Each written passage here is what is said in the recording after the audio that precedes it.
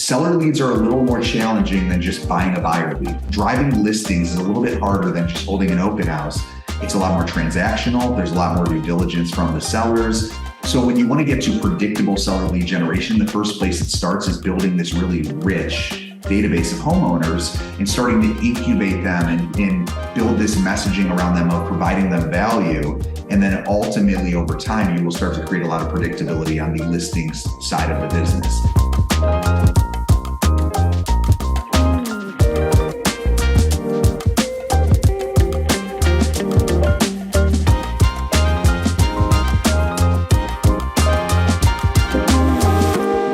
It's Greg Harrelson here with the Level Up podcast. And of course, I got another guest that I'm excited to bring to you today. Our guest today is a little bit different in the sense of we're going to talk tech today more than talk, real estate agent strategy. Of course, when we talk tech around the real estate business, I'm sure there'll be some tactics and some strategies that'll kind of, just come to the conversation. But I really want to bring this guest to you to share with you something that I'm excited about, something that I've actually went 100% into. And I took a little bit of a risk on it, and I decided to go 100% into it. And all of a sudden, it's having some really good payoffs for me. So with that being said, I want to introduce to you Ryan Young with Fello. Ryan is a co-founder of a new technology called Fello. I'm going to suggest multiple times probably that you check it out.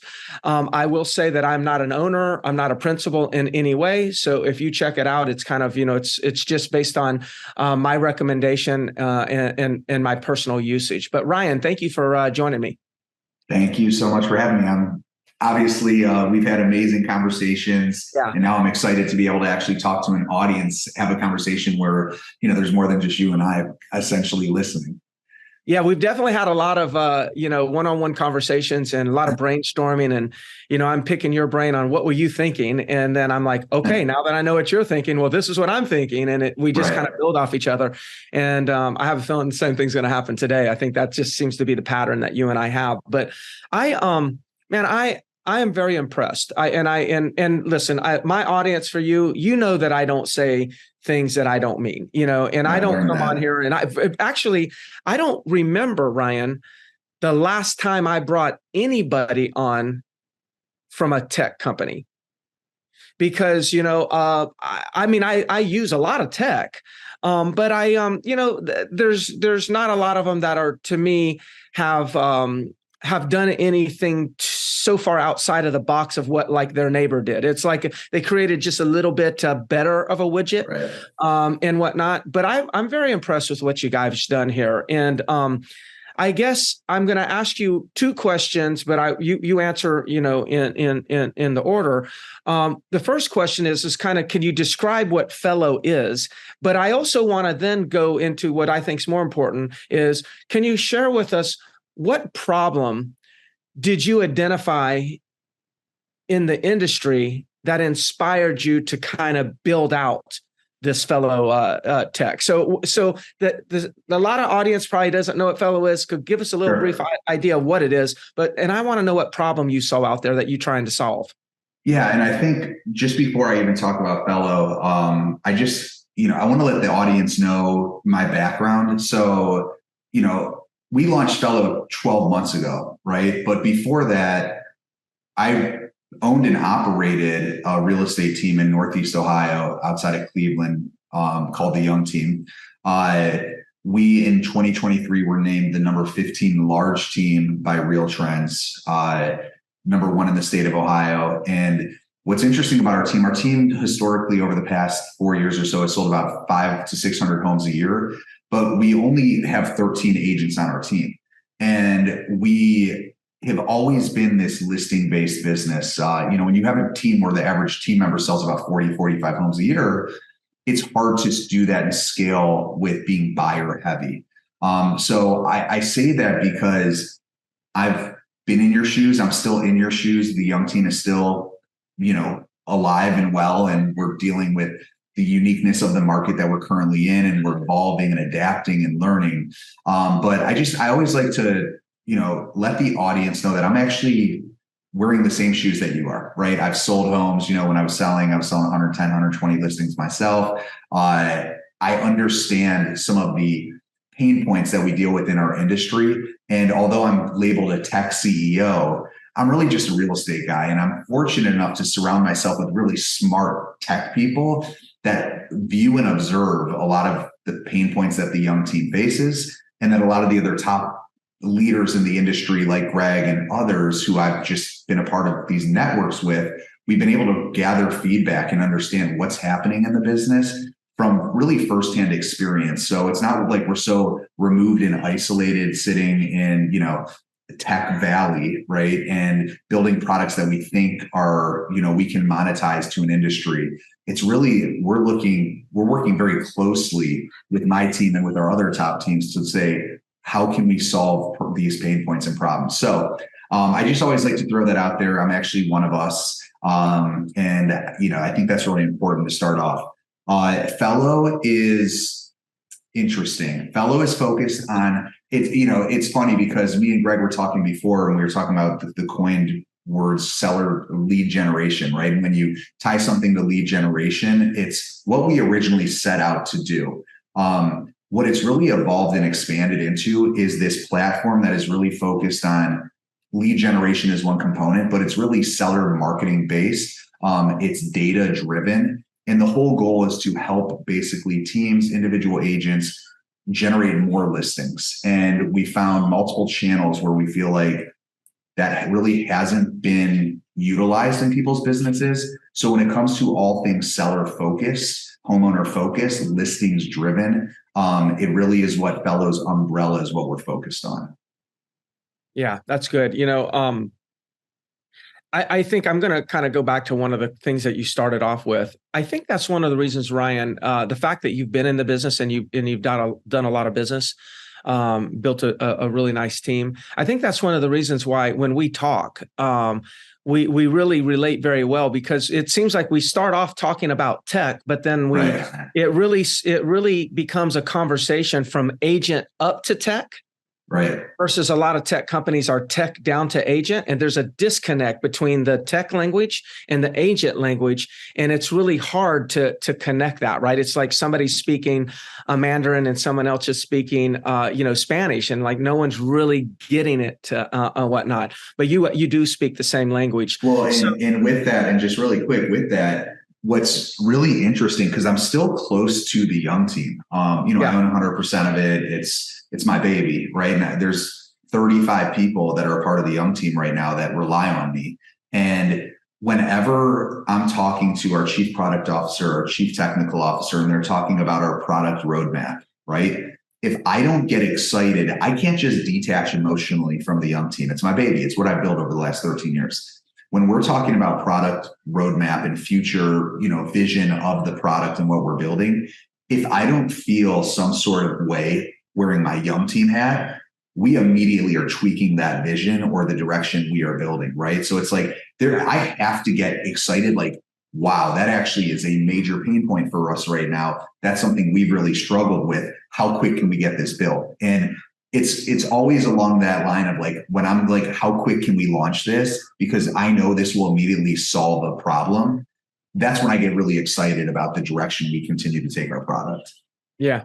So let's talk about problem. Not to be negative, but what problem did your team identify in the industry that inspired you to say, hey, we've got to solve this problem for agents? And then, of course, there comes Fello. So what problem do you feel like you're solving? So I feel like we're solving a couple problems. The first one is, I feel like our industry is lopsided on how we position and build our businesses. I feel like it's a very buyer heavy business. I feel like if you look at most people's marketing spends or lead generation efforts, it's buyer focused. One of the things that I just find is really interesting is when you get into the business and you really want to start running, the first thing you do is you do open houses to find buyers. You maybe buy Zillow leads or Realtor.com leads or digital. These are all what's accessible. The buyer calls you, they reach out, whatever it is. And all of a sudden you get into this trap of like building this buyer-based business. It's the easiest way, right?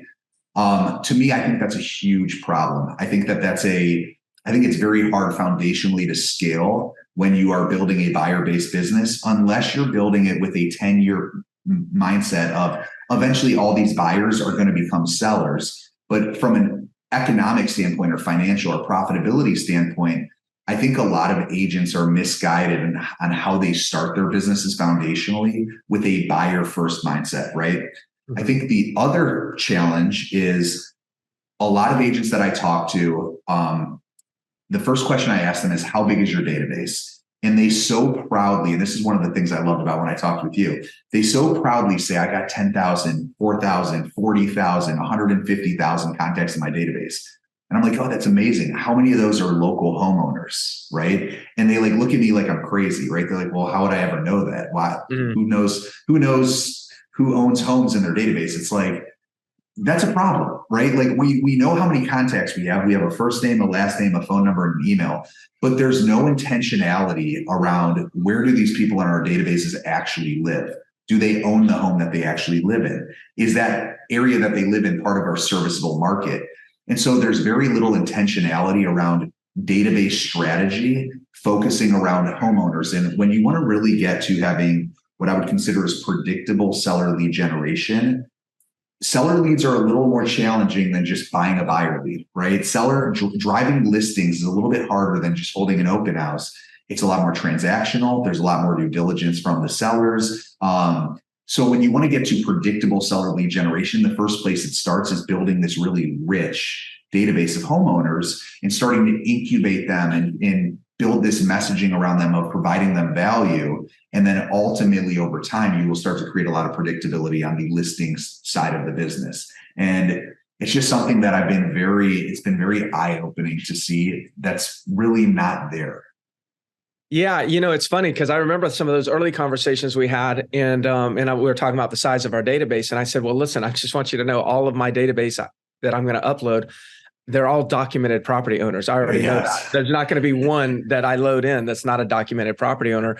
And, and look, I've been doing that for a long time. So I surely don't want to allude to that. That's what you have to have in order for Fello to work good. But because I had been building my business that way for so many years, that's when I immediately says, oh my gosh, you've really got something here. You've got something.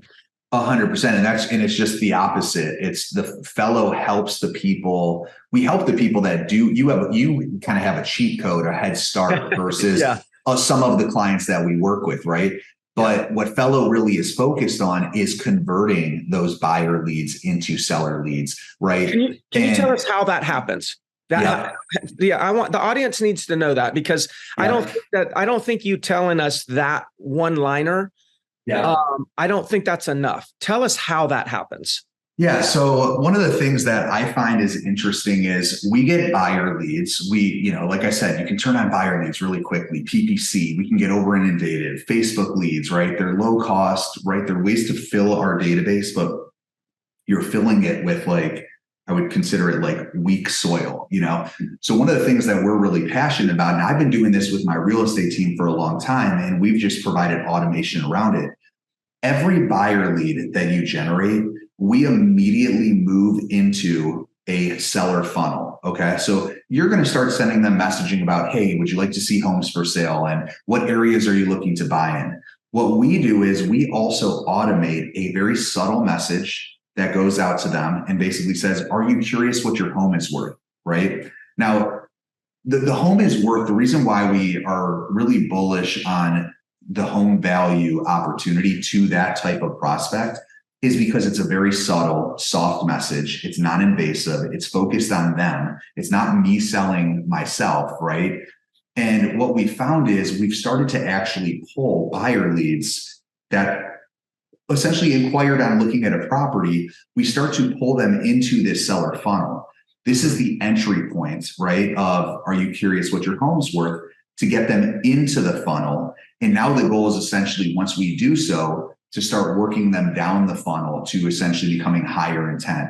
And I think the biggest aha that we've seen with a lot of our clients is, I've got all these leads in my database. I generate 500 buyer leads a month, 100 buyer leads a month, whatever it is. And they start seeing how we start converting those old leads. We get calls from people that are like, I had a lead from 2016, realtor.com, Zillow lead, whatever it is. And they actually just raise their hand and they want to sell their $700,000 property. And I think we think just because a buyer lead is just that, right? I think we're afraid to bring some of the messaging around to saying, do you have a home to sell? Are you curious what your home is worth? And so what we're doing is we're basically running that parallel funnel while you're working on all your buyer messaging, selling yourself, learning more about whatever their buyer needs are, discovery, starting to very slowly get them into that top of funnel on the sell side. Yeah. I'll share some of the way I look at it too. Is like, in our industry, I think, as there's been a lot of predictive analytics. You got SmartZip, there's offers.com, there's these companies out there, and all the predictive analytics has been around the selling side, the listing side, trying to predict based on, an algorithm, their age of their children, divorce, all these different parameters as to what's the probability of somebody selling. But there hasn't been any programs really built around the buyers and predictive analytics. Now, I'm not saying that you're necessarily making predictions with these buyers, but I do find it fascinating. If I was to put a buyer, like I'm in Myrtle Beach, South Carolina, I put up some of my buyers, which, by the way, our buyers, a lot of them are transplanting in from another state.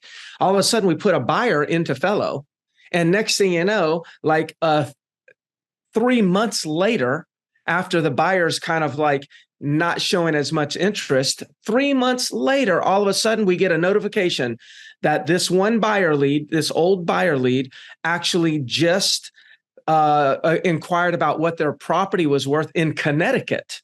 Right. And now all of a sudden it's like, oh, okay. So what does that tell me? That tells me that, hey, maybe they're warming up and getting a little bit more towards the bottom of the funnel as a buyer for Myrtle Beach, because they're starting to maybe inquire what they can sell their home for in Connecticut. So I want that bit of intelligence to trigger me following up with that buyer. Or what's better is even this is, well, I don't know if this is better or worse, actually, is that same buyer 3 months later, after I haven't talked to them in a while, now all of a sudden I get a notification, or I can see in my dashboard that they just listed their property in Connecticut.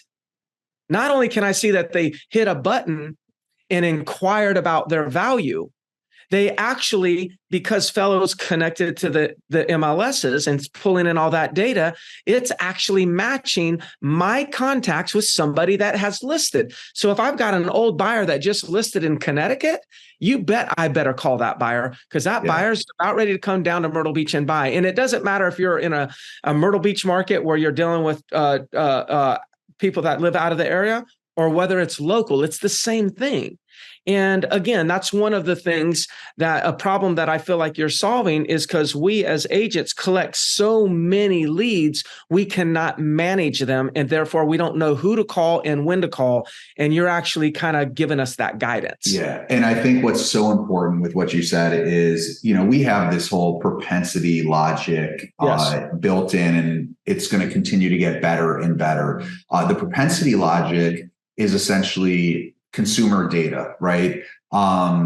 We feel like it's important when you're looking at your list or you're looking at the prospects in your database to say who's been in their home for over X amount of years, or who doesn't have a mortgage on their property. So one of the nice things with Fello is we have, MLS data, public record data, mortgage data.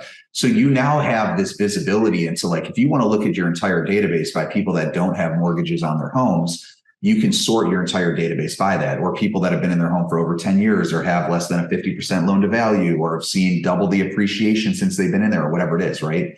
But the key is, and where a lot of those other companies, in my opinion, miss the opportunity, and they actually now plug nicely into Fello.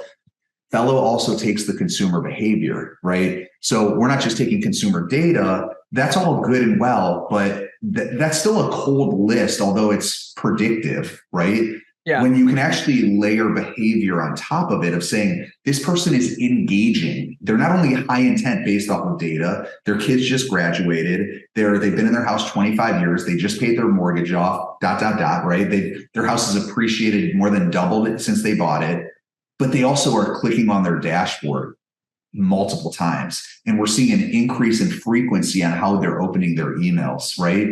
That's where the money is made and what's nice about it is the money is made because you have to choose, especially teams of our sizes, right? You have a bigger business than I do, but you have so many opportunities sitting in your database. You have to pick and choose where you invest your dollars to market to those people and where you invest your sales effort. And so it's like, if I had to look at your entire database and say, who would you rather call? People that have been in their home for seller lead generation, people that have been in their home for a year or less, or people that have been in their home for over 10 years, you're going to say, well, obviously people that have been in their homes over 10 years are more likely to sell. People that have a 3% interest rate or people that have a 6% interest rate, right? People that, and we just keep doing this condition-based, kind of ideology of like, that's where you should be investing your efforts. And that's where we found there's just so much opportunity sitting in front of us. And then to your point about the real sellers tab that we like to call it, one of the biggest things that I think we did was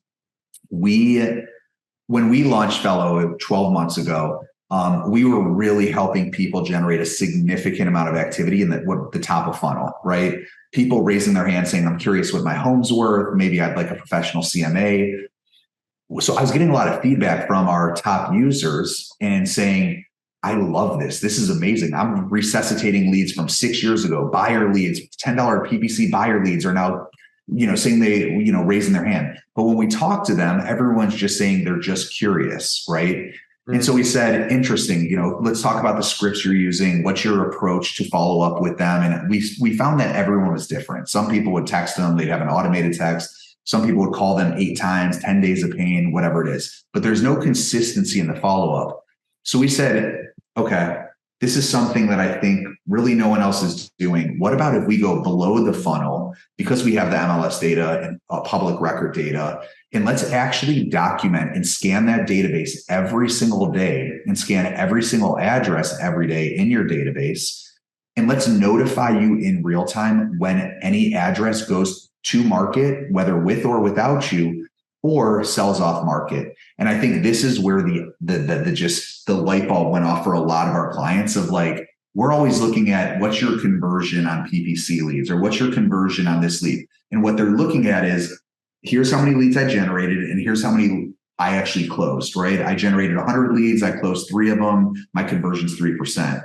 What no one really looks at is, because we don't have the visibility or accessibility to the data, is what's the actual conversion of those leads? I'm not saying your conversion, I'm saying the actual conversion. Yeah, what's now convertible? Let's look at what's convertible, and now what's happening is they're realizing, wait, the delta between what they're converting to what is actually converting is quite large. And so now we're starting to figure out ways that we can gamify getting a lift from 2% to 3%, 3% to 5%. But the key is awareness. And once you start seeing how many of these opportunities are actually going to market without you, all of a sudden, even the young team, we are changing some of our processes on how we're approaching lead generation, because it's just exposed so many of us on how many opportunities are being left on the table. I'm doing the same thing, Ryan. I'm one thing I'm not changing is I'm not changing the fact that we take a proactive approach and we go find listings, right? But this is definitely making it more efficient and effective. Just to throw out one that you taught me on a recent video that you did was so this is for the audience to kind of get a visual of what we can do.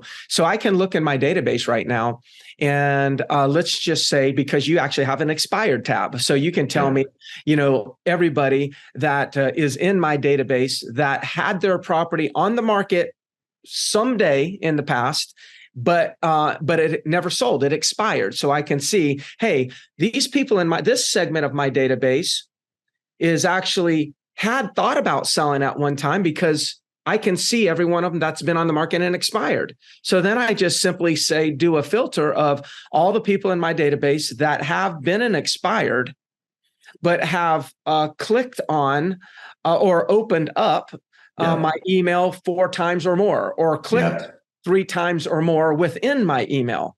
So what I'm seeing is that there'll be 1 week that I have, a few people that are expired and they're starting to click. And then 2 weeks later, we do it again, and all of a sudden we see different people that have been expired and starting to click. And then what you brought to our attention was, it's like, hey, look, these people wanted to sell, they failed to sell, and now they're starting to inquire again on their own.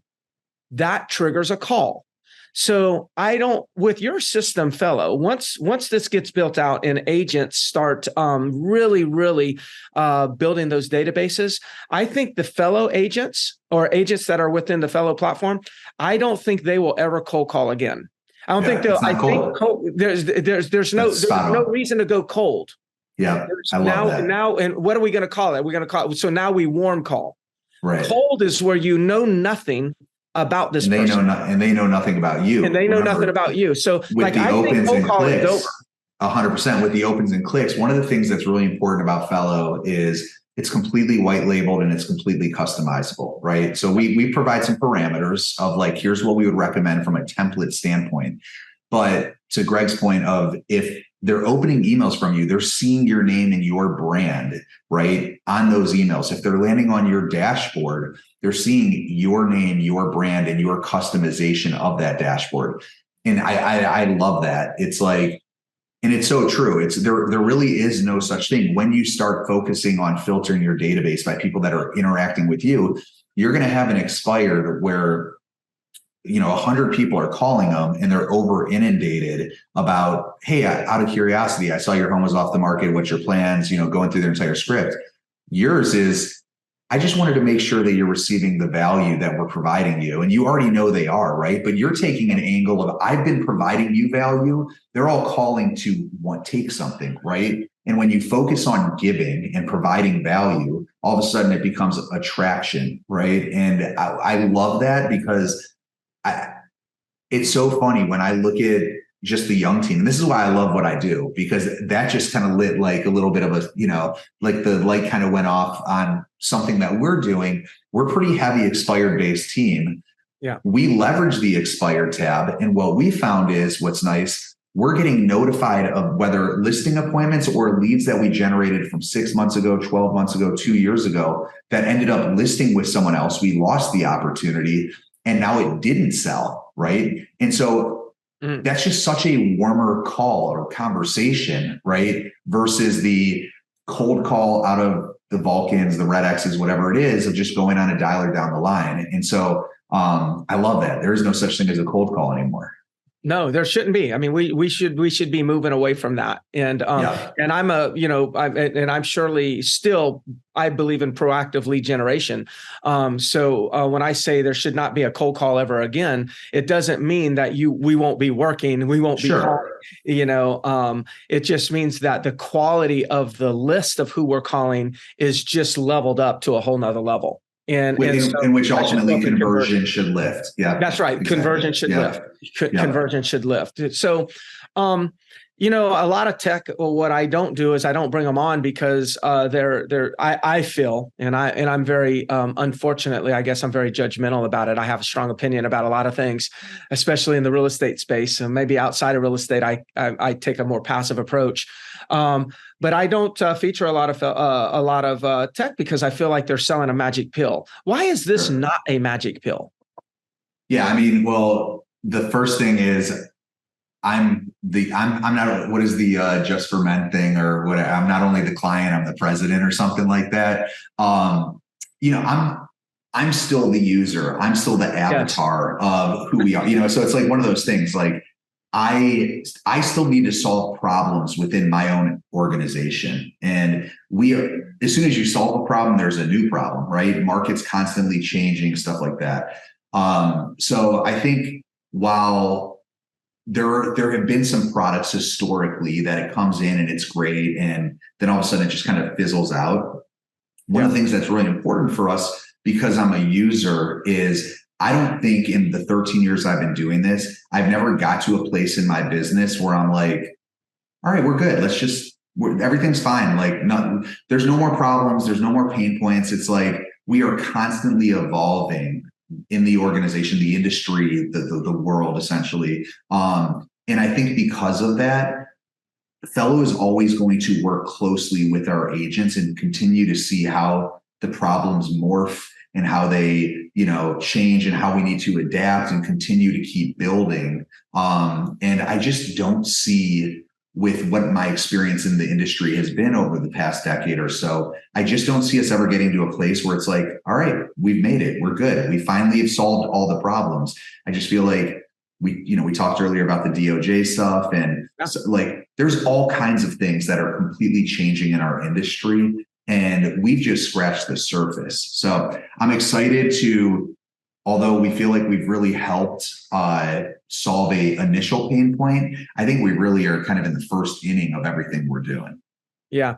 I've seen a few other analytics for some other companies, that more lead companies, Sure. where they're selling leads. And this is something that I actually caught a lot of flack for in some of the social media channels where, I'm a big proponent on seller leads, generating seller leads online, like through methods like What's My Home Worth. And boy, as soon as you put that into like social media, then you're going to get blasted. Oh, those leads are terrible and blah, blah, blah. Right. And look, I understand this, that the majority of them are terrible, but I don't need the majority of them to be great for me to make a boatload of money. That's not, it's like, I mean, if I look at a Hall of Fame baseball player, I actually feel like when he got out 7 times out of 10, I could sit and say he's terrible.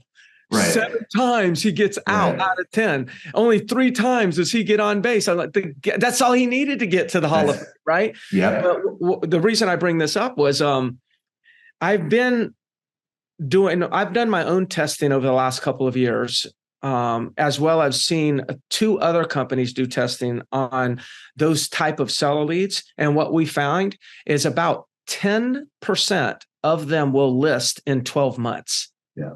Which is completely against everyone's comments and beliefs about this.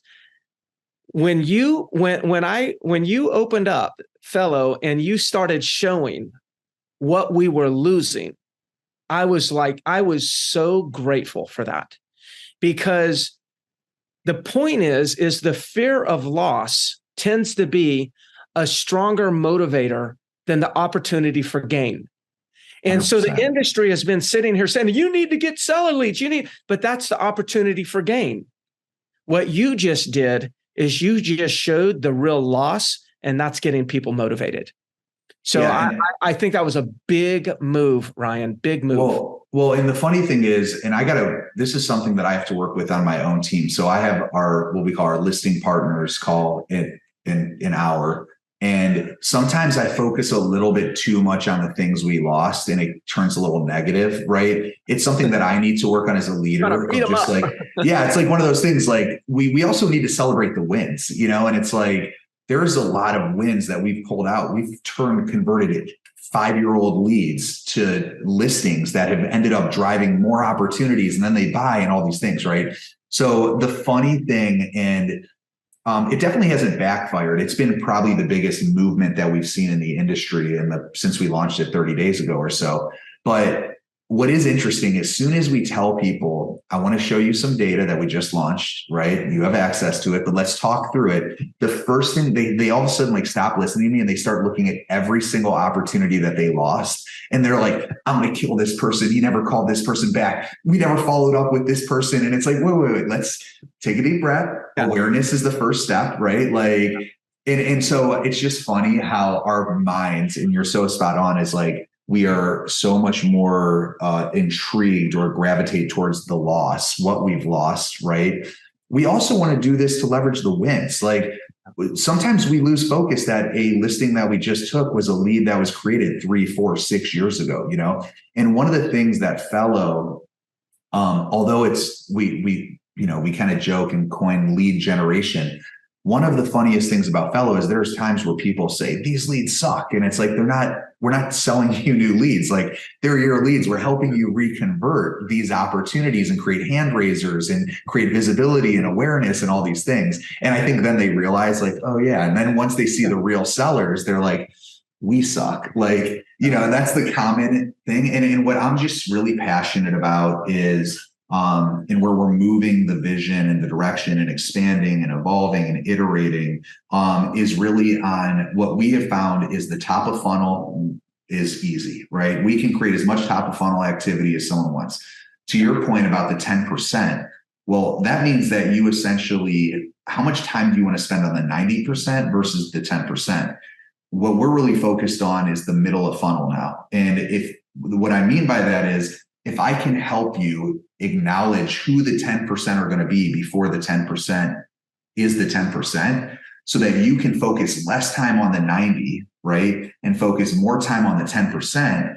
Now, all of a sudden you have a much better balanced business. You're much more profitable. It's like, that's where a lot of our focus is going, because we're seeing what the conversion is. And I think you're so spot on with, how you're approaching it, of like 10%. If you can guarantee me 10% of the leads we generate are going to turn into listings within 12 months, wildly profitable business. There are very few people in the industry that see that type of conversion. I think so many people focus on the 90% and they forget about the 10%, because the 90% almost like, we get so engulfed into it that it almost has like a stigma on the actual good stuff.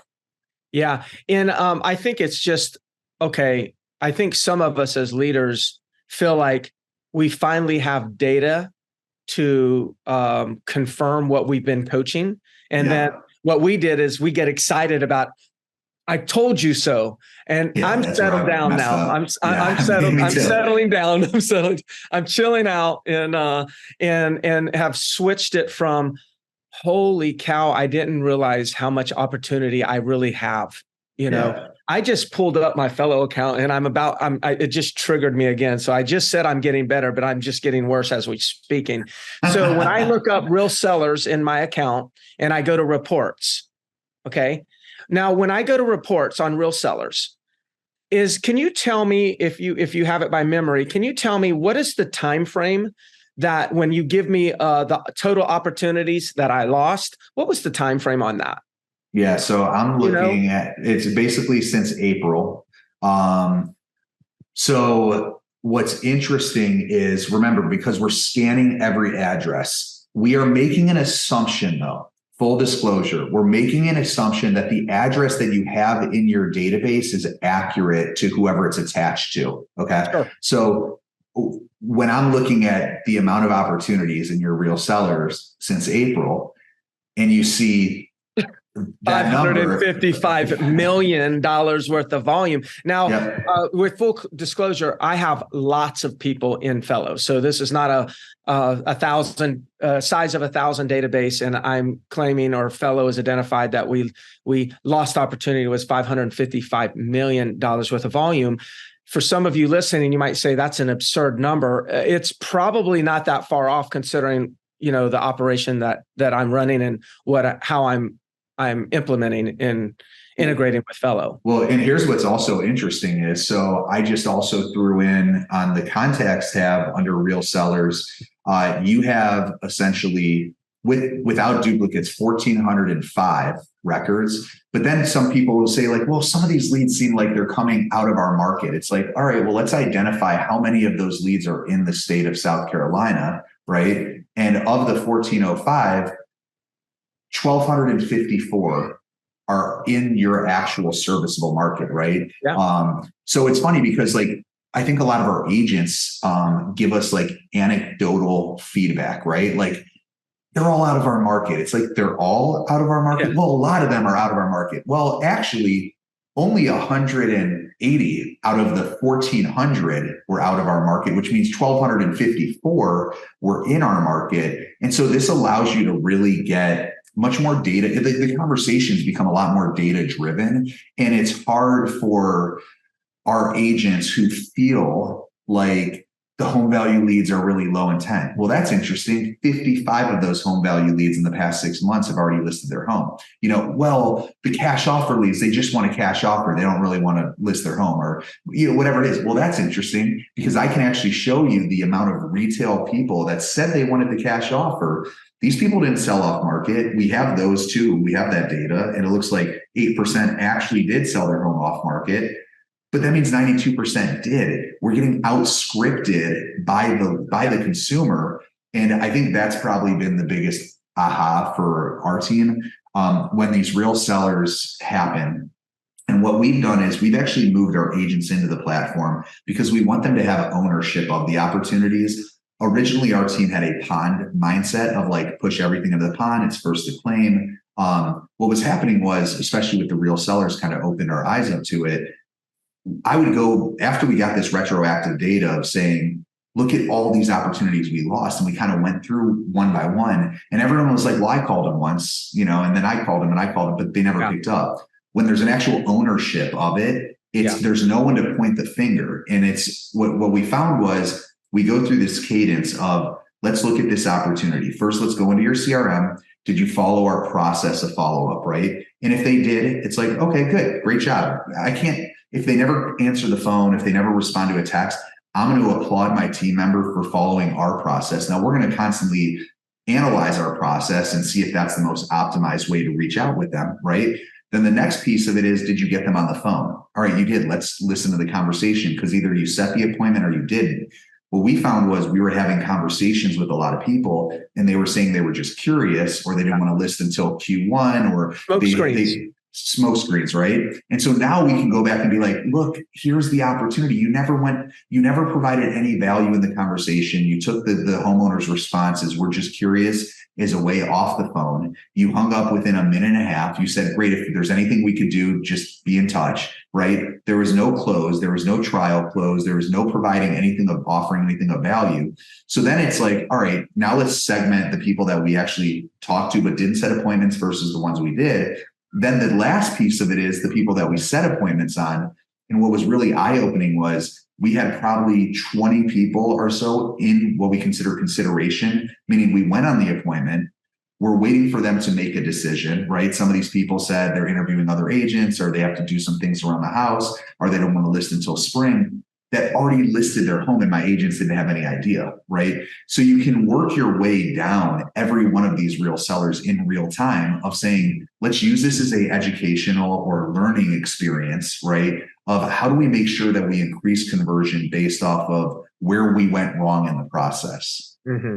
Yeah, that's awesome. That's awesome. Well, man, I tell you what, I know that there's a lot there for the audience. So I really appreciate you, sharing, and I look forward to continuing to grow our relationship because I'm really, really in this system on a daily basis, trying to understand it better, coming up with our best practices, and I definitely want to keep the relationship so we can continue to trade. For those of you, that want to check out Fello, I'll definitely put a link, and Ryan gave me a link that has a discount attached to it for like the setup fee. I think it's a few $100s off of the setup fee or whatnot. Again, I'll put that there as a resource. At the least, I would urge everybody to at least do a demo so you can see. I predict if you do a demo with Fello, I predict that you'll either sign up or you won't. But what I really will predict is this: you're going to learn something about where this industry is moving and in relation to seller leads. And right now with this DOJ, this class action suit, there's a lot of buzz about buyer agents are going out of business. I don't believe that. So that's not what I'm saying. I'm just saying there's a lot of buzz out there, and there's going to be a very fast movement towards people like going after listings a little bit more aggressively. And with that, let me tell you what's going to come next. All these little pop-up so-called tech companies and pop-up so-called coaches is going to try to sell you a magic pill on how to get listings. Stay away from that stuff. And that's why I'm bringing Fello on, is not only because I like Fello and I'm committed to working with them as a user, but I'm also trying to do my best for the industry right now to say, beware. There is going to be a new movement in coaches that are not really that good. And there's going to be a movement in tech that's not really that good, that's going to try to get your dollars as quick as they can because they know everybody's afraid that the buyer side's going to go away. The seller side's going to be where it is. You're going to get taken advantage of. So be careful who you align with. I suggest you at least do a demo on Fello. Any final thoughts, Ryan? Just to your point, look, we're super grateful for you and your participation. And it seems like just yesterday we were in Palm Springs, and I was grabbing a coffee at like 6 a.m. and Greg was already in there, probably been in there for an hour or so. We spent maybe an hour and a half, 2 hours just, talking, strategizing, stuff like that. And so I'm just super grateful for your participation and the way you're approaching this. And, you're a champion user of the product. And so we continue to ask for your feedback, and we want the ideas and the pain points and stuff like that. For the listeners, make sure you attach yourself through Greg. We have $300 off your onboarding, and on our team and business account, a 20% off going through, making sure that you essentially reference him. The reason why this is important to us is Greg continues to be a champion user of ours, and we want to lean on him and all his feedback and how he's leveraging it and using Fello. And the more essentially he's building this community of fellow users, the more we're participating and leaning into providing value to those people through Greg. So I can't say thank you enough. Once again, I love working with you guys, and it's nice. We are so aligned on the vision of the business and how we approach business. And so it's just refreshing every time we have a conversation. Yeah. Well, man, thank you. And thanks for doing this early in the morning. I do appreciate that.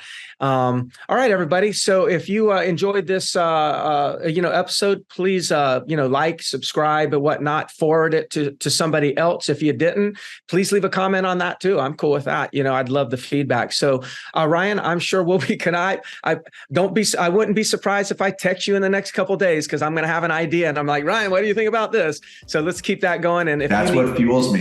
That's what fuels me, so bring it. And you lean on me if I can do anything for you. Thank you, sir. I love it. Thank you. Appreciate it.